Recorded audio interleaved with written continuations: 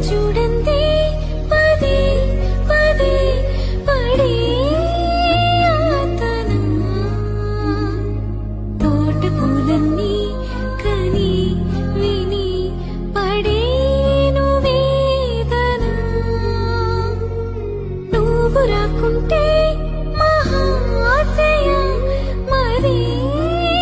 ఆగునా పూల తీగతో పడి ఊరే నాకింక దీవెనా